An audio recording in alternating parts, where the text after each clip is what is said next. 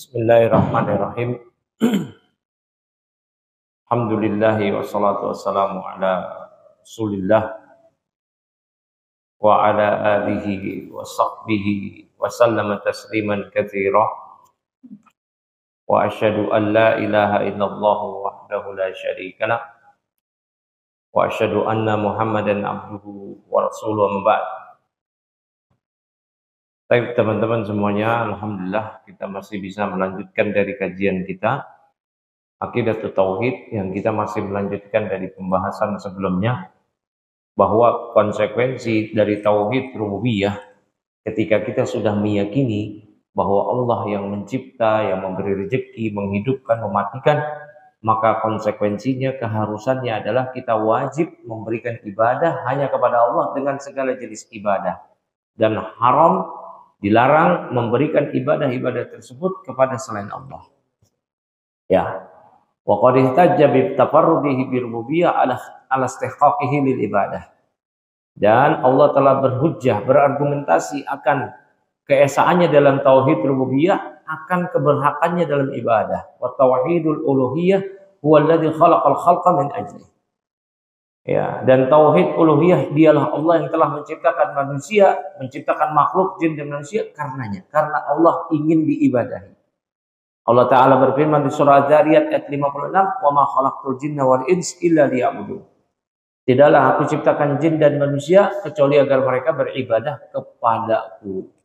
Illa liya'budun, kecuali agar mereka beribadah padaku. Makna ya'budun yufridunani bil ibadah. Maknanya adalah agar mereka mengesahkan aku, menunggalkan aku dalam ibadah. Kalau tunggal nggak ada satu, nggak ada dua, berarti tidak boleh ada pihak kedua, ketiga dan seterusnya yang dijadikan tempat memberikan ibadah. Tidak boleh kepada malaikat, nabi, rasul, apalagi di bawah keduanya. Bukan nabi, bukan rasul, hanya wali, nggak boleh. Wala yakunul abdu muwahhidan bi mujarrad i'tirafihi bi tauhidir rububiyah. Seorang hamba tidaklah dia menjadi ahli tauhid, tidaklah dia dianggap sebagai seorang yang beriman dengan keimanan yang benar hanya karena sekedar dia mengakui tauhid rububiyah. Oh, yang penting saya mengakui Allah pencipta. Gak ada pencipta selain Allah, gak ada pemberi rezeki selain Allah, gak ada yang mencipta, gak ada yang menghidupkan, mematikan selain Allah. Gak cukup. Hatta yuqirra bi tauhidi al-uluhiyah wa yaquma bih, hingga dia menetapkan dan mewujudkan, mengaplikasikan tauhid uluhiyah, yaitu dia hanya menetapkan ibadah hanya pada Allah. Dia beribadah hanya pada Allah, tidak beribadah kepada selain Allah. Wa illa fa innal musyrikina kanu muqirrina bi tauhidi ar-rububiyyah.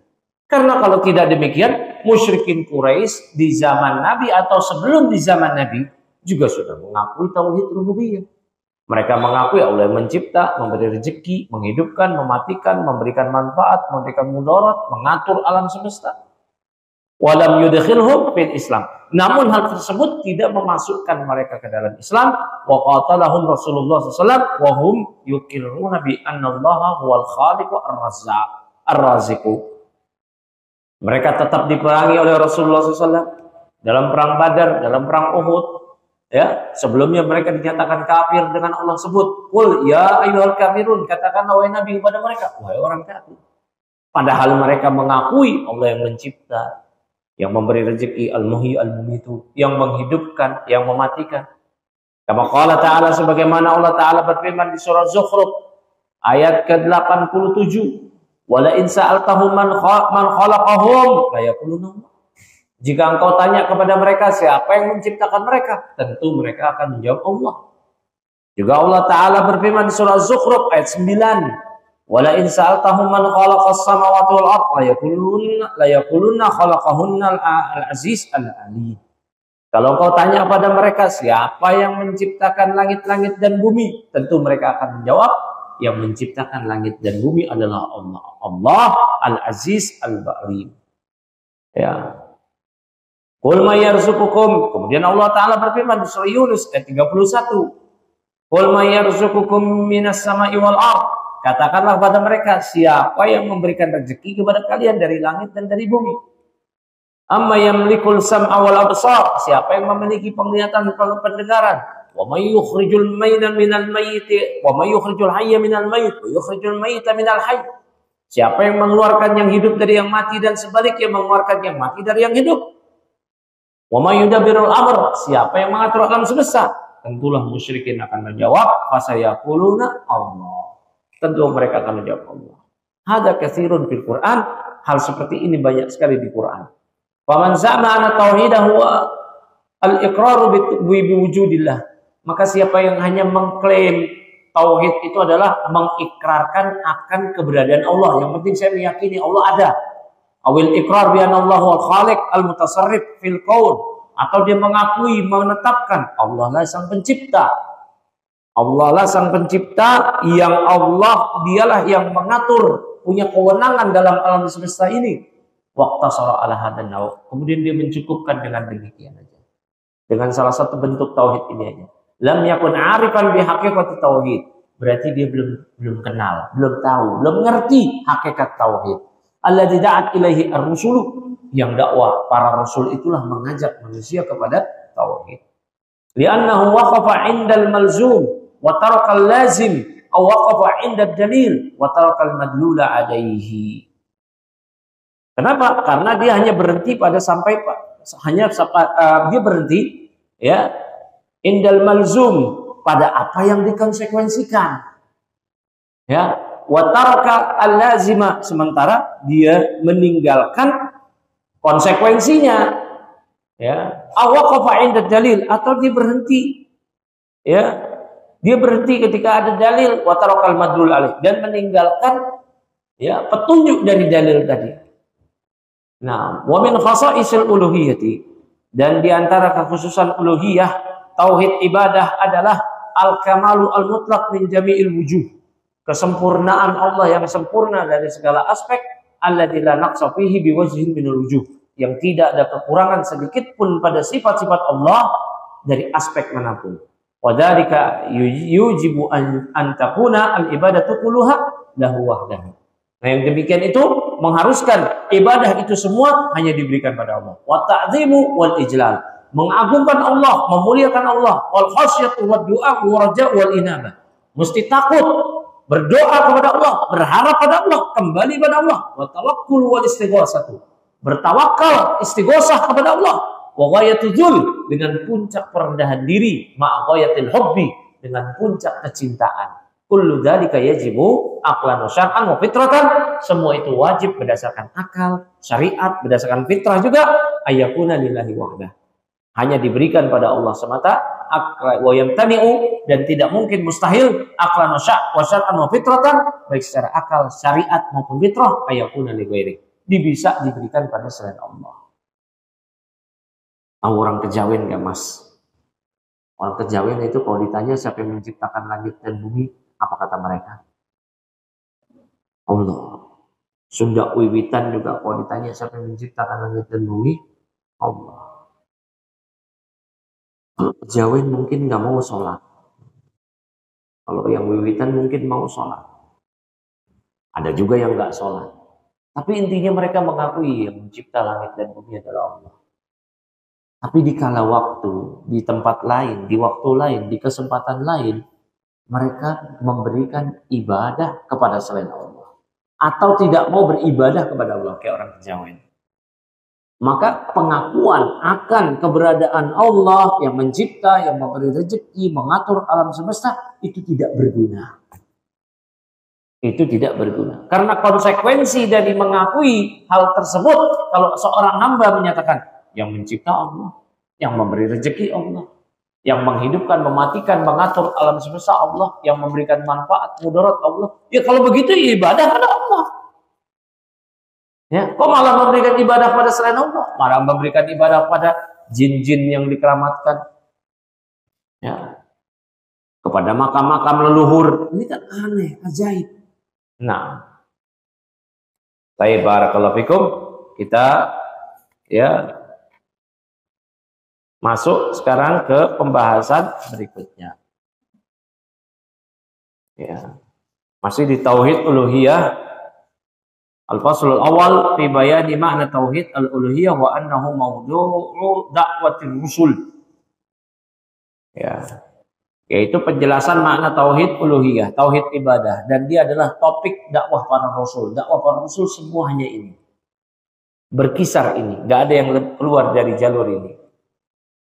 At-tauhidul uluhiyah, al-uluhiyah wal ibadah. Uluhiyah itu adalah ibadah. Berarti tauhid uluhiyah adalah tauhid ibadah. Maksudnya apa? Wa huwa ifradullah ta'ala bi af'alil ibad allati yaf'alunaha 'ala wajhi taqarrub wal masyru'. Maksudnya seorang hamba itu dia mengesahkan Allah dalam ibadah. Ini tauhid uluhiyah. Mengesahkan Allah dengan perbuatan-perbuatan hamba. Perbuatan hamba yang hamba wajib laksanakan sebagai konsekuensi dia sebagai hamba. Dia memiliki Rabb, memiliki pencipta, pengatur alam semesta, pemberi rezeki dia. Yaitu dia berikan ibadah. Allati yaf'aluna yang mereka lakukan ala wajhi taqarrub. Ya, dengan bentuk pendekatan diri kepada Allah yang masyru' yang Allah syariatkan, semisal berdoa, bernadar, menyembelih, ya, berharap, takut, tawakal, berharap, cemas, kembali. Wa hadha naw' min at-tauhid huwa mawdu'u da'wat ar-rusul min awalihim ila akhirihim.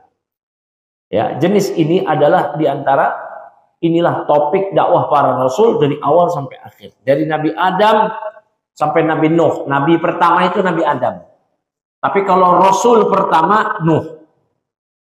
Nabi terakhir Muhammad SAW. Rasul terakhir Muhammad SAW. Tapi Rasul pertama siapa? Nuh. Jumlah Rasul 313. Jumlah Nabi, jangan jawab 25. 124.000. Setiap Rasul pasti Nabi. Tapi tidak setiap, ya, setiap Rasul pasti Nabi, tidak setiap Nabi Rasul. Paham sini? Baik, barakallahu fikum. Dari ini 313 Rasul, ada yang 5 disebut ulul azmi. Nabi Rasul yang punya, ya, dakwah yang kuat, perlawanan yang kuat dari kaumnya. Ibrahim, Nuh, Ibrahim, Musa, Isa, Muhammad sallallahu alaihi wasallam. Ya, Allah Ta'ala berfirman di surah An-Nahl ayat 36, "Walaqad ba'atsna fi kulli ummatin rasula an i'budullaha wajtanibut taghut." Sungguh kami telah mengutus kepada setiap umat seorang rasul, yang rasul ini menyeru kepada kaumnya, beribadahlah kalian pada Allah dan jauhilah taghut, segala sembahan yang diibadahi selain Allah. "Wa ma arsalnaka min qablika min rasulin illa nuhi ilaihi annahu la ilaha illa ana fa'budun." Dan tidaklah kami mengutus seorang rasul pun sebelum engkau, wahai Nabi, melainkan kami wahyukan kepadanya bahwa tidak ada yang berhak diibadahi dengan benar kecuali aku. Maka beribadahlah hanya kepadaku. Kullu rasulin yabda'u da'watahu liqaumihi bil amri bit tauhid al-uluhiyah. Semua rasul memulai dakwahnya kepada kaumnya dengan tauhid uluhiyah, tauhid ibadah. Allah Ta'ala berfirman tentang Nabi Nuh, Nabi Hud, Nabi Saleh, Nabi Syuaib. Di surah Al-A'raf ayat 59, "Ya qaumi ibudullaha ma lakum min ilahin ghairuh." Wahai kaumku, beribadahlah kalian pada Allah yang kalian tidak memiliki ilah, yang kalian tidak memiliki sembahan selainnya. Wa Ibrahim al-qa'id qala liqaumihi ibudullaha wattaquh. Dan ingatlah Ibrahim ketika ia berkata kepada kaumnya, "Ubudullaha wattaquh." Beribadahlah kalian pada Allah dan bertakwalah kalian padanya. Wa anzala ala Muhammadin, dan Allah berfirman pada Nabi Muhammad, menurunkan ayatnya pada Nabi Muhammad SAW. Qul inni umirtu an a'budallaha mukhlishan lahuddin. Katakanlah wahai Nabi, aku diperintahkan supaya menyembah Allah dengan memurnikan ketaatan ibadah hanya kepadanya. Wa qala sallallahu alaihi wasallam umirtu an uqatilan nas, dan Nabi SAW bersabda, aku diperintahkan oleh Allah untuk memerangi manusia hatta yashhadu an la ilaha illallah wa anna muhammadar rasulullah, hingga mereka bersaksi tidak ada ilah sembahan yang berhak diibadahi dengan benar kecuali Allah, dan Muhammad adalah rasul Allah. Ya, wa awwal wajibin 'alal mukallaf syahadatu an la ilaha illallah, dan kewajiban yang wajib pertama bagi mukallaf. Mukallaf itu apa sih? Akil balik. Kalau sudah akil balik anak-anak, yang wajib bagi mereka pertama ketahui adalah syahadat la ilaha illallah. Kita ajarkan kepada mereka syahadat la ilaha illallah. Ini anak-anak. Ya. Bahkan sedini mungkin mereka diajarkan. Siapa sembahan kita? Allah. Ya. Siapa Rabb kita? Allah. Siapa sembahan kita? Allah. Boleh atau tidak memberikan ibadah kepada selain Allah? Dijawab, enggak boleh. Diajarkan anak kecil. Apa jenis ibadah? Dikasih tahu. Bukan sekedar sholat, puasa, zakat, haji. Namun lebih dari itu. Karena ibadah ada yang, sebagaimana pertemuan sebelumnya, ya, ibadah itu segala yang Allah ridhoi, yang Allah cintai, yang nampak maupun yang tidak nampak. Baik berupa perkataan, ucapan yang nampak maupun yang tidak nampak. Ya, ismun jami' likulli ma yuhibbullahu wa yarda minal aqwal wal af'al adh-dhahirah wal batinah.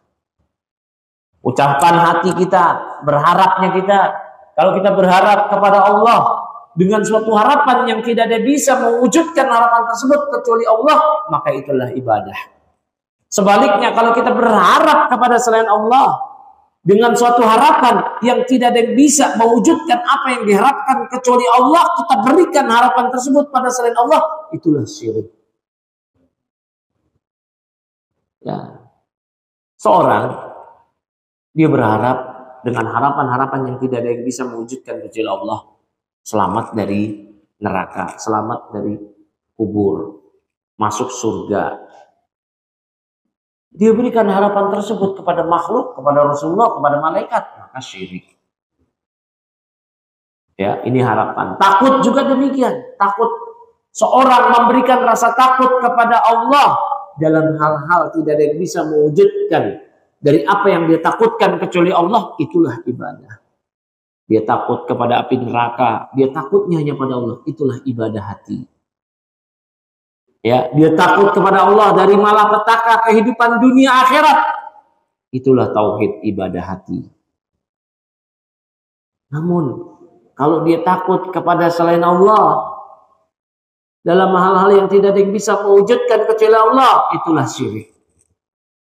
Takut tidak selamat di kuburan, di mahsyar, di akhirat, takutnya kepada selain Allah, syirik. Dia takut terhadap hal-hal yang bisa mewujudkan apa yang dia takutkan hanya Allah. Kemudian dia berikan takut tersebut kepada jin hanya karena dia lewat tempat angker.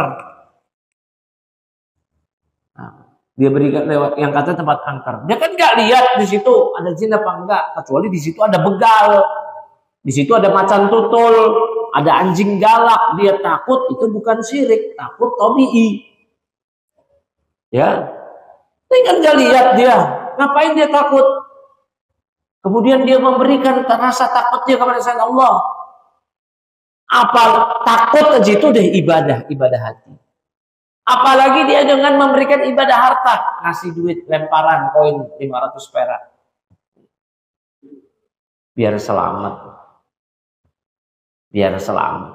Maka itulah ibadah. Berarti dia telah memberikan ibadah kepada selain Allah. Ada satu jalan di Pantura, di jembatan dekat Brebes, yang banyak tukang sapu. Sapunya di situ nyapu koin. Orang Indramayu ya. Keyakinannya apa itu?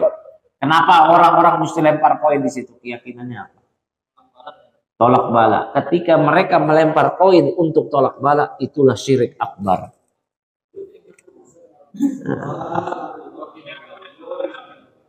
Ente koordinatornya?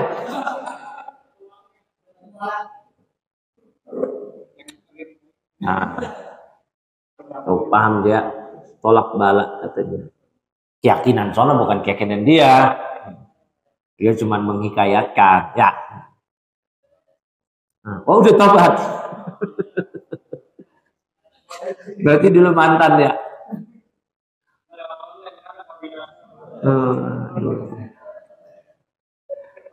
Allah musta'an.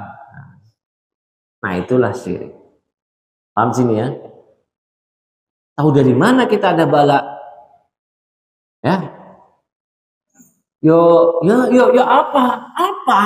Nggak kelihatan, kecuali ini nampak jelas. Ada begal, pegang celurit, ada macan tutul. Kita takut, ini takut aja ibadah loh. Ya. Ini kan takut ibadah hati. Takut terhadap begal itu bukan ibadah karena takut tabi'i. Ya. Takut tabi'i, takut tabiat manusia, takut sama anjing galak itu bukan syirik. Tapi ini kan nggak kelihatan. Kok bisa takut lempar koin tolak bala? Syirik akbar. Lewat tempat angker, ya, dia memberikan rasa takut. Ya, rasa takutnya kepada selain Allah. Jangan-jangan dia bisa memudaratkan saya. Kan yang bisa memudaratkan dia hanya Allah. Ini nggak nampak, kecuali nampak jelas. Ada anjing galak di situ, dia takut. Itu bukan ibadah. Takut tabi'i. Mas Gubron ya, kalau takut istri itu takut apa? Nah. Jadi takut itu ada 3. Perhatikan ya, takut itu ada 3. Takut tabi'i, takut tabiat manusia.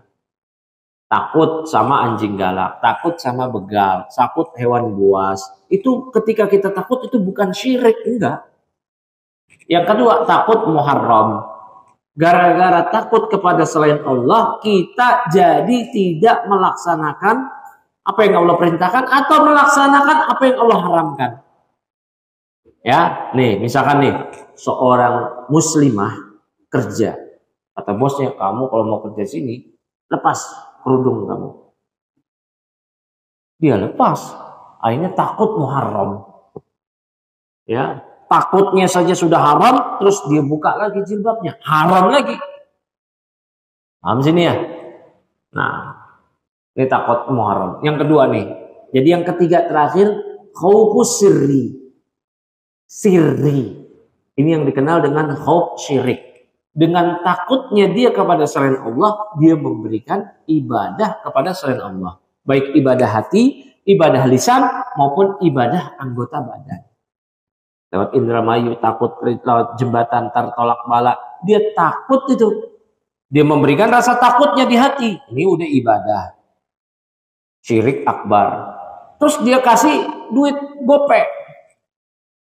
Ibadah harta lagi, anggota badan. Syirik double lagi. Satu aja tuh di sini. Kalau ada orang lewat situ, kenapa lempar koin? Udah lempar aja. Dia pikir takut dipalak. Dia pikir memang sudah kelaziman, jamaknya di sini begitu. Nah, ini tidak syirik. Yang syirik itu apa? Kalau dibangun di atas dasar rasa takut kepada selain Allah. Nanti bisa kena bala kalau nggak kasih koin. Tapi kalau kan ada juga orang yang melihat di mobil depan melempar-lempar koin tuh. Mungkin gini kali ya. Ya udahlah dilempar koin juga. Nah, itu enggak syirik. Paham ya? Karena tidak dibangun di atas rasa takut kepada selain Allah. Baik. Ya. Nah, yang lewat kuburan, lewat tempat angker, lewat hutan. Kalau lewat sini mesti lepas sandal.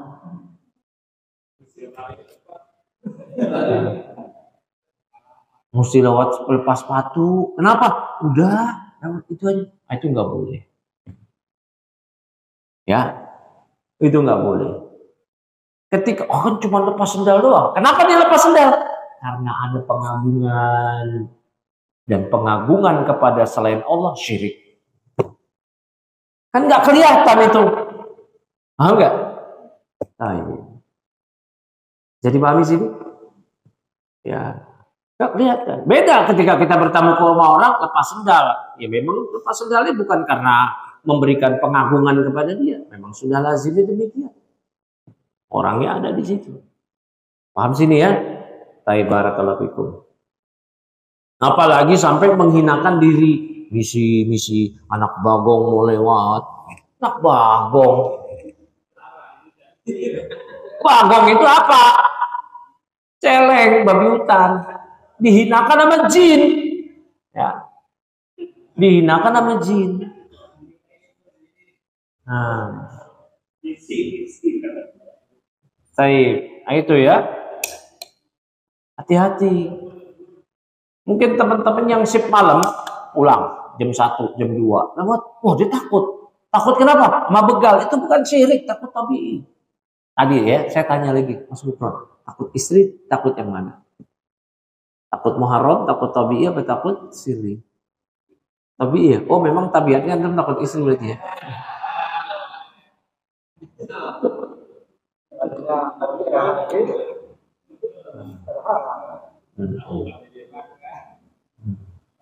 Catat tuh Pak Bayu. Emang tabiatnya begitu. Tabiat dia bukan kita, dia itu. Barakallahu fiik. Nah ini dipahami ya, dipahami. Sama seperti tadi juga jenis ibadah pengagungan, rojak harapan. Ya, dia berharap kepada selain Allah dalam hal-hal yang tidak ada yang bisa mewujudkan harapan dia kecuali Allah. Dia berikan harapan tersebut pada selain Allah, maka itulah syirik. Ya, itulah syirik. Ya dan billah. Nah, kemudian ya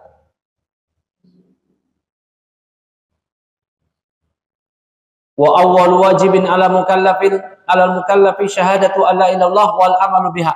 Maka yang wajib bagi orang yang sudah akil balik, dia bersyahadat la ilallah dan mengamalkan konsekuensi dari la ilaha illallah, yaitu tidaklah dia beribadah kecuali hanya pada Allah.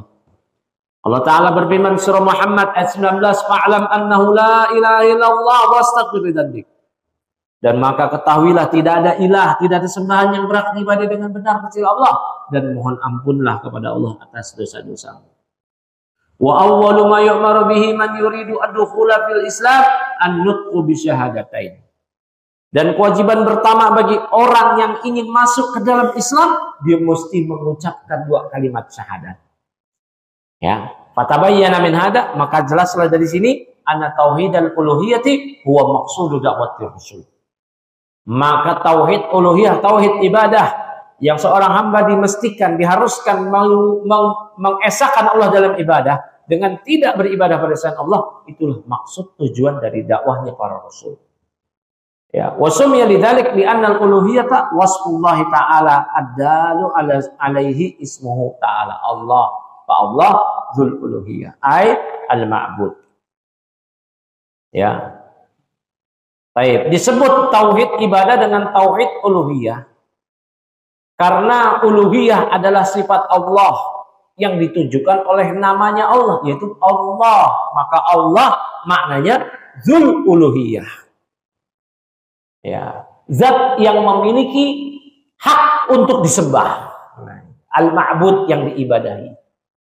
Jadi lafaz Allah itu artinya zat yang memiliki hak untuk disembah. Selain Allah nggak ada yang berhak disembah. Ya, sembahannya pun kalaupun ada yang disembah, maka dengan sembahan yang batil. Ada orang nyembah Nabi Isa, nyembah wali, nyembah orang soleh, nyembah malaikat, nyembah jin, atau nyembah di bawahnya, maka peribadatannya batil, penyembahnya kafir. Ini harus diyakini oleh setiap insan. Gak boleh, gak ada yang terluput dari hal ini. Kalau tidak, maka apa yang kita ucapkan dari syahadat la ilaha illallah itu tidak bermakna. Ya. Yuqalu lahu tauhidu al-ibadah. Ini disebut juga tauhid ibadah. Tadi yang saya sebut ya. Seorang mengaku-ngaku Islam, ber-KTP Islam, identitas dengan identitas Islam, namanya bahkan nama Islam. Dia bersyahadat la ilaha illallah, bahkan dia bertahlil ribuan kali mungkin sehari. La ilaha illallah, la ilaha illallah. Tapi dia masih memberikan ibadah kepada selain Allah, maka tidak berfungsi, tidak berguna dari tahlil la ilaha illallah yang diucapkan. Ya. Karena harus disinkronkan ucapan dengan lisan syahadat la ilaha illallah dengan keyakinan di hati, dengan membenarkan isi dari syahadat bahwa tidak ada yang berhak diibadai dengan benar kecuali Allah, dan disinkronkan dengan amal perbuatan. Dia hanya beribadah hanya kepada Allah. Karena iman 3 cakupan, keyakinan di hati, ucapan di lisan, dan amalan anggota badan. Kalau ucapan di lisan saja dengan amalan anggota badan tanpa ada keyakinan, munafik juga mengucapkan itu di zaman Nabi. Mereka bersyahadat di hadapan Nabi. Mereka sholat di hadapan Nabi. tapi hatinya mengingkari apa yang mereka ikrarkan dalam syahadat. Ya, paham sini? Barakallahu fikum. Kalau cuma di hati saja, nggak mau ucap, nggak mau amal, Fir'aun juga menyatakan kebenaran dakwah Nabi Musa. Cuman karena sombong, karena belagu dia, akhirnya dia belagu lah. Gaya-gaya lah dia ngomong, ana rabbukumul a'la. Aku adalah Rabb kalian yang paling tinggi. Jadi harus sinkron. 3 komponen keimanan. Ucapan, amalan, keyakinan. Ini iman. Al-iman qaulun wa amalun wa i'tiqadun. Iman itu adalah ucapan, amalan, dan keyakinan. Setelah mengucapkan 2 kalimat syahadat, dia harus mengakui, meyakini di qalbunya akan makna kebenaran dari syahadat yang dia ucapkan. Setelah itu dia amalkan. Mengamalkannya gimana? Dia beribadah hanya pada Allah, tidak memberikan ibadah kepada selain Allah. Kalau tidak demikian, maka apa yang dia ucapkan tidak berguna. Nah, ya. Begitu juga dia harus meyakini batilnya peribadatan yang disembah selain Allah. Kufurnya para penyembah selain Allah. Seorang mengaku berislam, namun ketika dia melihat ada orang-orang yang beragama dengan agama selain Islam, menyembah selain Allah, kemudian dia menyatakan, oh silahkan, saya nyembah Allah, saya beragama Islam, tapi kalau kamu nyembah selain Allah, kalau kamu beragama selain Islam, ya monggo, ya tafadhol, kita toleransi. Ini toleransi bablas, toleransi ada batas, dan dia melanggar batas. Seorang yang bertauhid, seorang yang mengesahkan Allah, seorang yang imannya benar, wajib meyakini kufurnya peribadatan yang diberikan kepada selain Allah, wajibnya meyakini kufurnya agama selain Allah, dan wajibnya meyakini kafirnya orang-orang yang beragama dengan selain agama Allah, agama Islam. Ya. Sering dengar kan zaman sekarang kita diajarkan seakan-akan semua agama sama, jangan nyala-nyalain agama lain, gak boleh merasa benar sendiri. Semuanya menuju satu tujuan. Ada yang lewat Islam sini, lewat Hindu sini, Kristen sini, ini sini. Ini pluralisme.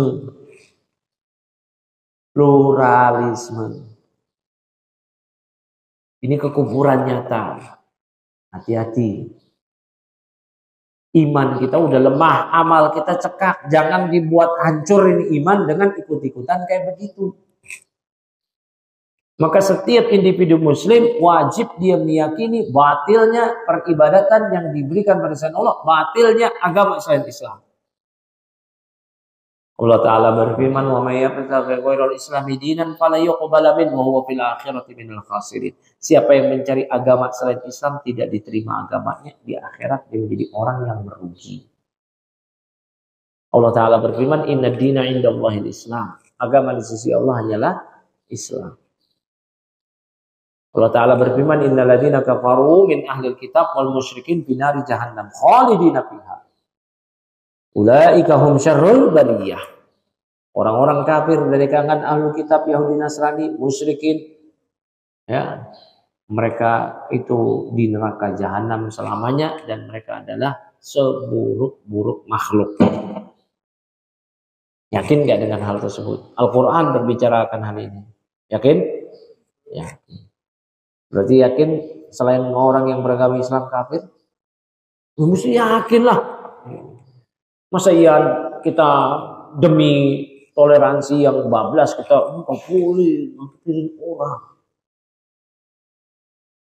Ya, kalimat kafir itu di kamus besar bahasa Indonesia maknanya adalah orang yang tidak beriman pada Allah dan Rasulnya. Orang itu apa sih?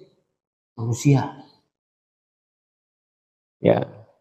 Agama lain yang tidak beragama dengan agama dia, misal agama Nasrani, yang tidak beragama dengan agama dia dianggap bukan orang, domba. Udah domba tersesat. Ya, jadi jangan ikut-ikutan gaya-gaya orang-orang yang sok-sokan toleransi. Ceramah di gereja,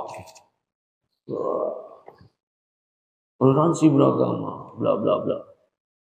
Gak boleh kita bersaudara, gak boleh ngapain. Pas dia pulang pendetanya ceramah. Domba-domba tersesat. Enggak. Ya. Barakallahu fiikum. Dan ya hal ini baru muncul di negeri kita. Sebelumnya nggak dikenal. Ya, orang tua kita, kakek nenek kita nggak ada yang kenal akidah tersebut. Ya, katanya, ini toleransi. Toleransi apa? Kita ini paling toleransi. Udah, umat Islam di Indonesia itu paling toleransi.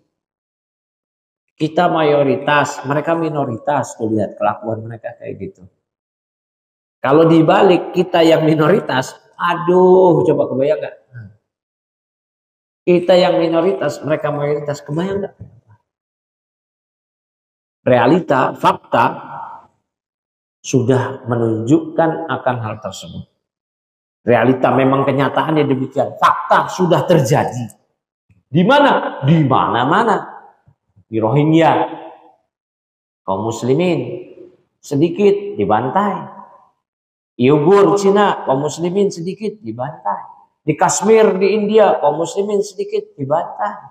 Di Bosnia, kaum muslimin sedikit dibantai. Di Eropa, kaum muslimin sedikit diintimidasi. Di Eropa, di negara barat, di Amerika.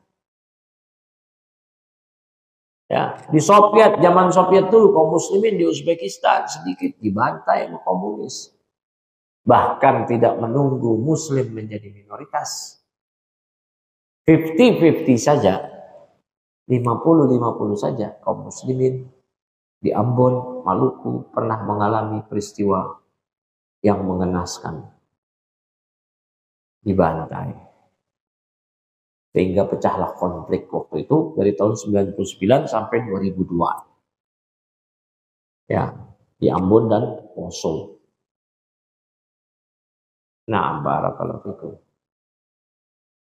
Maka ya argumen atau alasan bahwa jangan kafirkan pemeluk agama selain Islam, enggak toleran itu keliru. Dari dulu kakek nenek kita, orang-orang tua kita meyakini selain Islam itu kafir. Dan tidak pernah terjadi penindasan-penindasan yang dilakukan oleh nenek moyang kita, kakek nenek kita terhadap non-muslim yang ada di sekitar mereka ketika itu. Benar kan? Benar apa enggak? Benar kan? Ya. Enggak usah zaman kakek nenek kita dulu. Sekarang aja di sekitar kita ada non-muslim. Tetangga kita, se-RT dengan kita, segala macam. Aman mereka. Bayar iuran RT bahkan sama dengan kita. Gitu ya. Mas Gupron punya nggak di RT-nya yang non-muslim? Bayar iuran sampah keamanan? Sama. Lihat sama tuh. Ya. Sama. Maka keliru kalau dikatakan nanti nggak toleransi. Nah, jangan diajari umat Islam Indonesia untuk toleransi. Ya, bahkan saking toleransinya kita ini kehilangan marwah, kehilangan martabat bahkan. Mereka ngelunjak. Ya, ya dan billah. Baik, ini penting ya. Saya ulang-ulang, sering saya ulang-ulang mengenai hal ini. Ya, karena mereka juga mengulang-ulang akan hal ini, kampanye pluralisme. Kalau mereka mengulang-ulang, ya kita ulang-ulang juga. Ya. Yuqalu lahu tauhidul ibadah. Dan tauhid uluhiyah disebut dengan tauhid ibadah. Bi'tibari anna al-ubudiyyata wasful abadi. Berdasarkan aspek bahwa ya, ubudiyah yang namanya ibadah adalah sifat dari seorang hamba. Haitsu innahu yajibu alaihi ayya'budallah mukhlishan bidzalik. Di mana si hamba wajib bagi si hamba berdoa, beribadah pada Allah dengan memurnikan ibadah tersebut hanya pada Allah, lihajatihi ila rabbih, karena hajat kebutuhan dia kepada Allah, wa faqrihi ilaih, karena kebutuhan dia kepada Allah. Qala Syekhul Islam Ibnu Taimiyah. Kata Ibnu Taimiyah rahimahullah taala, wa'lam anna faqral abdi ila Allah ayya'budallaha la yusyriku bihi syai'an. Ketahuilah kebutuhan seorang hamba untuk menyembah Allah, yaitu beribadah pada Allah tanpa menyekutukannya dengan sesuatu apapun. Laisa lahu nadhirun fayuqasabih, yang Allah tidak memiliki padanan sehingga Allah bisa disamakan dengan padanan tersebut, tidak ada. Lakin yushbihu min ba'dil wujuh hajatal jasadi ila ta'ami wasyarabi. Ya. Tetapi dari sebagian segi kemiripan ada kebutuhan jasad kepada makanan dan minuman. Ya. Wa bainahuma furuqun katsiratun. Di antara keduanya, ya. Jadi manusia itu tidak seperti Allah. Kalau manusia butuh jasad ini kepada makanan dan minuman. Hatta jin juga demikian, butuh makan minum. Ya. Dan di antara keduanya terdapat perbedaan yang sangat banyak, yang sangat besar. Fa inna haqiqatal abdi qalbuhu wa ruhuhu wa hiya la salaha laha illa bil ilahiha. Karena hakikat seorang hamba adalah hati dan rohnya. Ia tidak bisa baik kecuali dengan Allah yang tiada sembahan yang berhak diibadahi kecuali Dia. Ya, yang tiada Tuhan selain Dia. Wala tatma' alladzi la ilaha illahu wala tatma'innu fi dunya illa bi dzikrih. Tidaklah seorang hamba menjadi tentram di dunia kecuali dengan berzikir kepadanya. Walau hasala lil abdi ladzatun wa sururun bi ghairillah fala yadumu dzalika.